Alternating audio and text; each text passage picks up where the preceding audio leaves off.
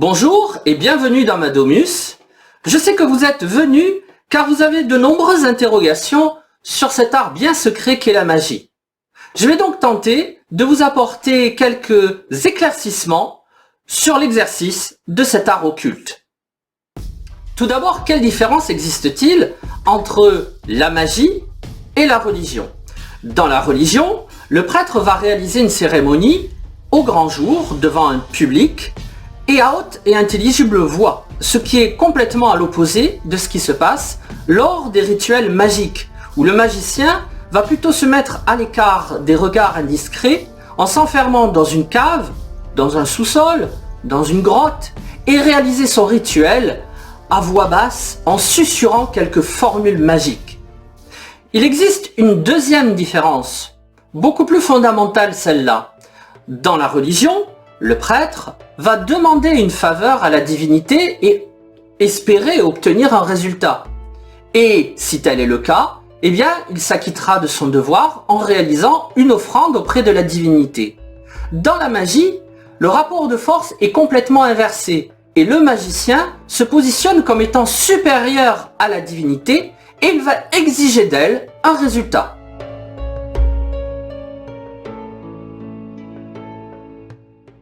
Il existe deux types de magie.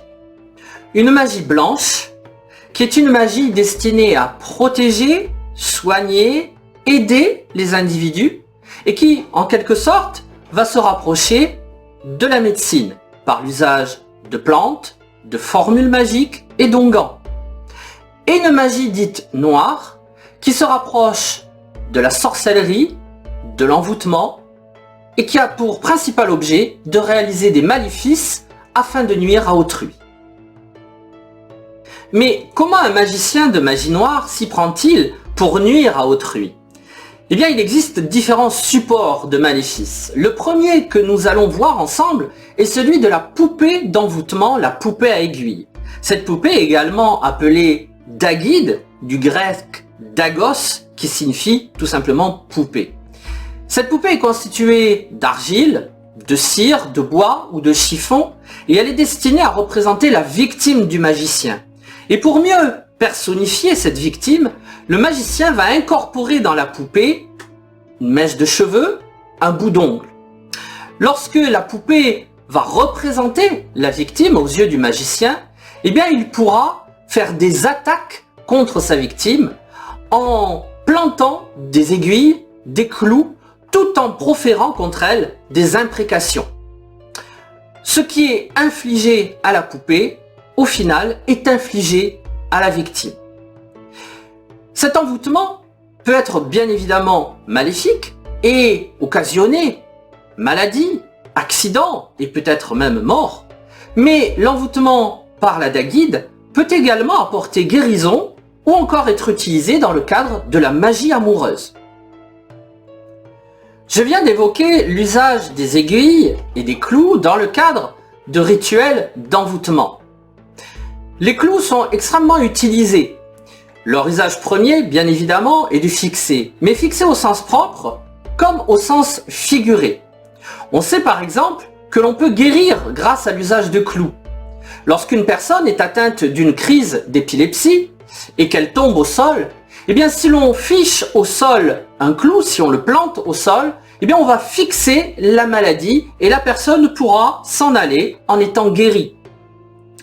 Il existe une autre fonction du clou, celle de protéger les vivants des spectres. En effet, toutes les personnes qui seront décédées de mort violente, que ce soit des enfants victimes d'une mort prématurée, que ce soit les morts au combat, les assassinés, les condamnés à mort sur fausse accusation, toutes les personnes tuées accidentellement ou les suicidés, toutes ces personnes qui sont mortes de mort violente, eh bien elles sont susceptibles de produire des spectres. Et pour s'en protéger, eh bien on va disposer dans la tombe de ces personnes des clous dont la pointe sera dirigée vers la dépouille du défunt. Et de cette manière, les clous vont fixer l'âme du défunt à l'intérieur de sa tombe. Il existe un autre usage des clous comme celui-ci, pas n'importe quel clou, des clous qui ont été utilisés dans le cadre de crucifixion. Ces clous sont chargés de l'énergie du condamné à mort et vont être utilisés par les magiciens comme des stylets pour graver des malédictions sur des tablettes en plomb. Ces tablettes en plomb sont appelées des tabellae defictionum, de défigurer, qui signifie justement clouer. Alors on distingue 5 catégories de tabellae defictionum. La première catégorie est relative aux affaires de cœur. La seconde concerne les affaires judiciaires. La troisième est adressée à l'encontre des calomniateurs et des voleurs. La quatrième est dirigée contre les concurrents économiques. Et la dernière concerne le cirque et les autres spectacles. Dans tous les cas, 3 résultats sont attendus: éliminer, punir ou attirer. Dans ces tablettes, le magicien va contraindre des divinités à exécuter sa volonté. L'une des divinités assez régulièrement invoquées dans les tabellae defictionum est Hécate. Hécate est la déesse de la lune. Elle est la fille du titan Persès et de la titanide Astréa. C'est une divinité grecque qui est la déesse de l'ombre, la déesse de la mort, la déesse des spectres et des fantômes. Elle est donc la déesse par excellence de la magie. Associée à la lune, elle est associée aux 3 phases lunaires: la lune montante, la pleine lune et la lune descendante. Elle s'appelle donc la triple Hécate, associée à ces 3 phases lunaires. Elle est redoutable par ses sortilèges. Elle est représentée par une statue à 3 têtes ou à 3 corps. Ses attributs sont le couteau, l'épée, la sandale, la clé ou encore le flambeau. Une autre divinité est assez régulièrement associée aux pratiques magiques. Il s'agit d'Hermès Mercure, fils de Zeus et de Maia, la fille du titan Atlas. Il est le messager particulier de Zeus. À ce titre-là, il possède d'ailleurs des sandales ailées. Ce dieu du panthéon grec va accompagner également les âmes des morts vers le royaume d'Hadès. Et il va revêtir de nouveaux pouvoirs liés au sommeil, au rêve et au monde de la magie. Il va être associé à l'astronomie, à l'astrologie. La figure d'Hermès va changer. Il va devenir au fil du temps Hermès Trismégiste, le 3 fois très grand. Il va fusionner avec l'image de la divinité égyptienne Thoth, qui est la divinité suprême de la magie. Ses attributs sont la bourse, puisque c'est également le dieu du commerce, le pétase, le chapeau des voyageurs, le caducée, les sandales ailées appelées talaria, et ces animaux sont le coq, qui annonce la nouvelle journée, et le bouc. Venons-en maintenant à la magie blanche. Dans la magie blanche, le magicien est toujours supérieur à la divinité. Mais au lieu de lui imposer sa volonté par la contrainte, eh bien il va se positionner comme étant le gardien de la divinité. C'est le cas par exemple d'un magicien célèbre du nom de Sédatus qui vit en Gaule, à Autricum. Ce magicien utilise des brûle-encens que l'on appelle turibulum. Ces objets, tout en rondeur, sont tout à fait caractéristiques, tout à fait particuliers, car ils possèdent des inscriptions sur 4 colonnes espacées par des traits verticaux.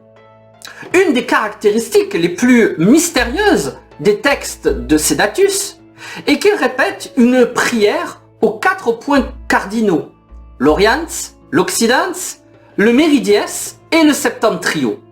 Il fait appel aux divinités toutes puissantes justement parce que Sédatus est leur gardien.